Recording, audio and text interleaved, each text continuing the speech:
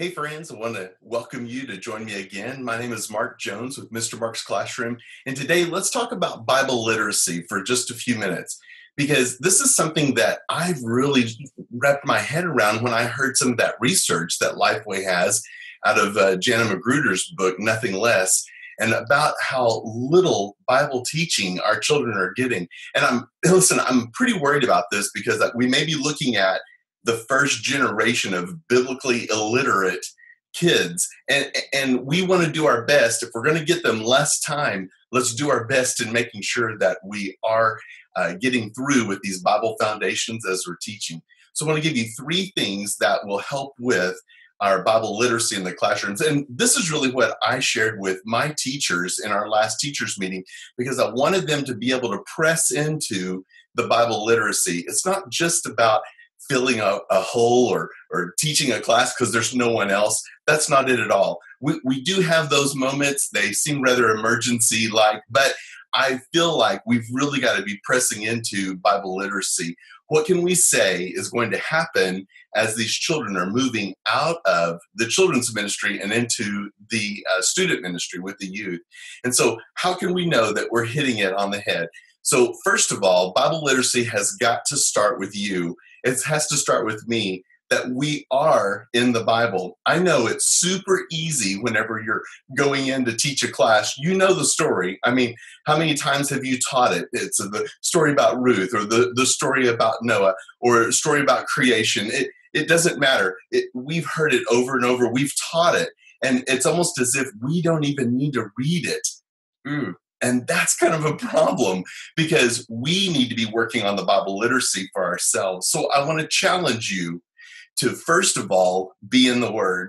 And so I have found for myself someone to be accountable to. Actually, he's about 20 years older than me, and I am so delighted to get to meet with him every Tuesday at 7 or 7:30, depending on our schedules. And we are able to spend that morning time together and talk about what is it that God was teaching us this week as we shared in our quiet time, as we memorized a verse. We're investing in our own personal relationship with Christ. And so I brought my Bible. I just wanted to show you kind of what I do. And I don't know where and when you do yours, but I seem to have found better at night before I look at Facebook and go to bed and go to sleep. I know everybody kind of has a routine in the evening, and it seemed like whenever I would walk in, because I was hoping to do it in the morning, maybe when I get to the office at the church and just sit down and do it. But I think it's just this horrible habit. I just turn around to the computer and log in, and it's already off and going. Like there are only 5 or 12 messages to return real quickly. It's never real quickly.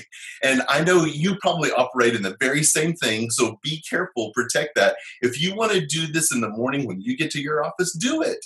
Do whatever works for you, but be sure that you can stay by that. If it doesn't work, just choose some other time and try that. So it's worked pretty good at night for me. So we each just chose wherever we want to read. And currently I'm reading in 2 Timothy. I've gone through 1 Timothy and made notes. So here's basically what the notes look like. It's not much. Matter of fact, this is 2 days. Let's see if you can see that a little better because of the reflection. But I just got me a Moleskine. I'm not sure how you pronounce it, but just a paperback journal. And you can use a spiral. My friend, he uses a loose leaf junior size page because he just wants to keep the pages in here and then add them to his notebook. Whatever it is that you do is not wrong. It's absolutely what works for you. But here's what I do. I write the date, and then I write the passage that I'm reading. And sometimes it's quite a few verses, and other times it's only a few because there's some great truth to be thinking about, and I don't want to rush too fast. And I write, what is the title of this section, maybe? My Bible breaks it down into the titles. I am reading out of the Christian Standard Version. And then I also have on here, what's kind of the general, in one sentence, what is this about? It's really not hard. Just what is this about? One sentence. And then I write down a verse out of this passage that I really like. And I'll go ahead and write it, quote it exactly the way that it's on there. And then after that, I kind of write, what did this mean to me? Or what is the challenge here or the application? And it's only a sentence or two. And honestly, what you see about a little half page of this little journal only takes about 10 or 15 minutes. But I always feel so much more connected whenever I've done it. It helps me stay on track. And sometimes I know it feels like we're going off the rails with so much. So I want to challenge you to go ahead and nail that down. Now, you may have heard me say before that I am reading through the Bible, and I have through the last few years, and I am again this year. Actually, I'm finishing up Numbers right now already. And so I would just say that has been a lot to me, but this, having the quiet time, having to actually think about something for a minute and what the application is, has been gold to me. But the other is gold to me too, because I'm hearing it off of the U version of the app. Uh-oh, how about that? All right. I'm hearing it off the U version of the app U version, and he reads it to me. He pronounces all the names correctly. And you know what? It's great to hear the narrative in passages like that. It's like you learn so much just hearing that. And honestly, it doesn't take him very long to do that each day. So that's the two ways that I'm investing in me, as well as attending worship. I try my best to at least hear the sermon and to be involved in that. So I'm not sure what it is that you do or how you're getting that worship time, but don't miss that. So the second thing is that we need to come to our class with the opportunity of Bible literacy. How are we going to do this? And so be sure that when you're ready to teach your lesson, that you are making notes. So when I teach mine, I always have I have my outline over there. But this last Sunday, I just outlined the Bible story all the way down, right out of the curriculum. I just outlined my story, and then I could keep my finger on it in the Bible, reference the Bible whenever it's time to do that, and tell the story in my own words and with expression. And I think that makes a big difference when I'm trying to draw the children in. I was teaching pre-K and kindergarten last Sunday, and I do every week teach kindergarten, but these were some guests that I was enjoying teaching in a class that I don't ever teach in, and teachers were actually sitting around the walls in chairs watching me, observing how I taught this class. And so it wasn't like the pressure was on, but I really did have to stay on my game because I didn't know these children. I didn't have a relationship with them like I do my own kids. And so I was constantly having to say, sit down, cross your legs. All right, crisscross. And I would have to say it over and over. And that was fine. They were following completely. But I kept on and I kept on with the story and really engaged them. Drop your voice a little bit, pull them in. And when you're teaching elementary, be sure to say, all right, so what did he do? Everybody look in verse 17. Don't give them all the answers. Make them look in the word, help them find that. And then as you're telling the story, then give them questions like, so what did the people say? Look at verse 12. And they'll look at verse 12 and they read from the Bible what the truth is, and they're able to stay engaged with you a lot more. So if you're working with elementary kids who are reading, you need to let them read the Bible and do that in class and challenge them.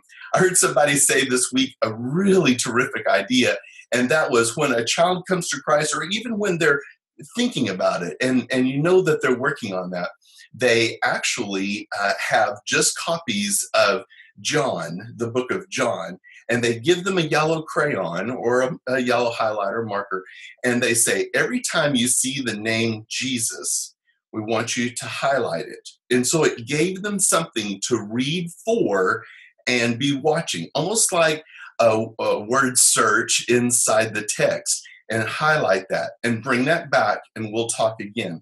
And it bought them a little time, let the Holy Spirit reveal more to them as they're getting ready to make a huge decision for their life, or as they have made this decision and they're talking about it more. thought that was a great idea. So, teaching Bible literacy, let me just say, one of the ways that I challenged my teachers is to come up with a review question. Matter of fact, I said 2 review questions and let your class decide. This comes from some teachers that we've had who taught second grade for 40 years. Yes, 40 years taught second grade in our church, and they just recently retired. And we've been so honored to have them on our team and to see the investment they've made. They've taught several generations in our church, and we're so pleased. And one of the things they left for us was this huge Bible chart. Actually, it's just chart paper, and you flip it, and they've written questions. And they wrote 88 questions second graders should know about the Bible. And they worked on them. They practiced them. They moved forward, and they were written so neatly. And they'd been teaching those through all of these years, and they had added some, and that's why it was 88. And so we took that and typed it up.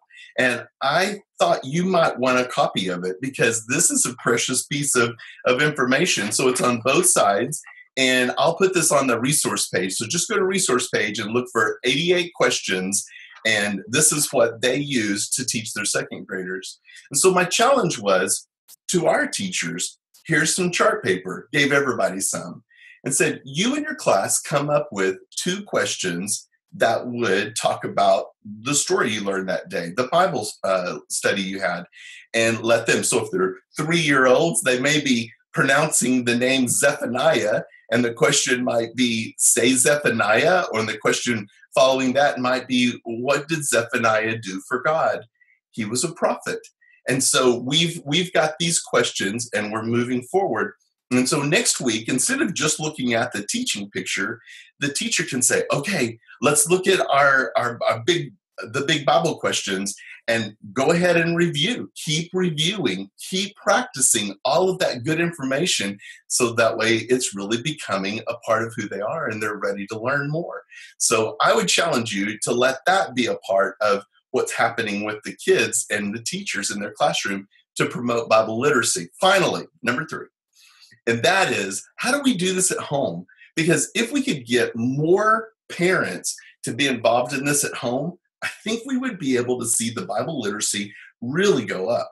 And so one of the ways that I want to suggest is that you email those people in your class, those children, email their parents and tell them what you did today, what it was about, and here are the 2 Bible questions we came up with.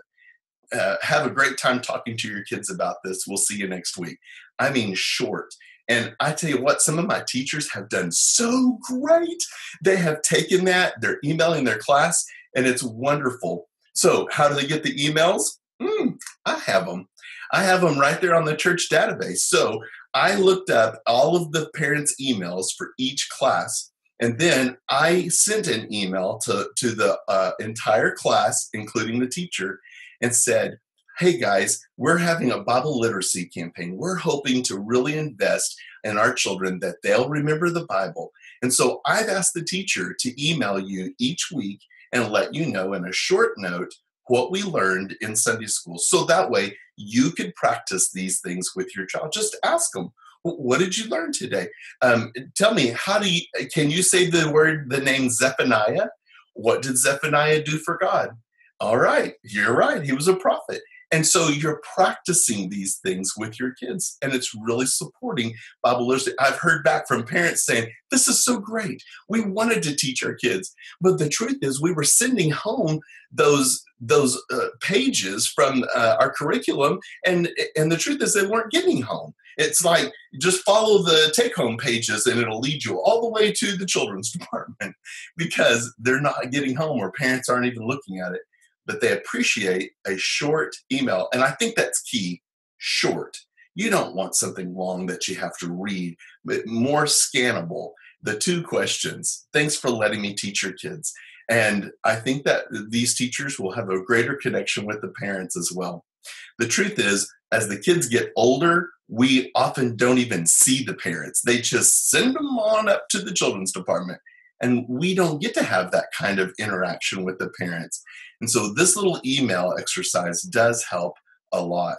And so I'll post those questions on the resource page. You be sure to check it out. I've got lots of other stuff there too that might be of help to you. And be sure to watch. We've got a brand new thing about to be released called Classroom Swag. And it is multiple pages, like 20 pages of ideas for preschool, for children, so a couple of articles. And there are incredible ideas. And when you have a subscription to it, you can make all the copies that you want for your church. That way, you can resource your teachers every month with incredible stuff. And I hope you'll check it out. We're going to be releasing it the 1st of May. And so it's coming soon. And you can see a sample on classroomswag.com, or just click on Classroom Swag there in the sidebar of Mr. Mark's Classroom, and you can check it out. Well, we've got tons of VBS stuff all over the place, trying to get it out the door because it won't be long. We'll be decorating for VBS, and it's dwindling, but you know what? We still have plenty if you need VBS stuff. Thanks for joining me today.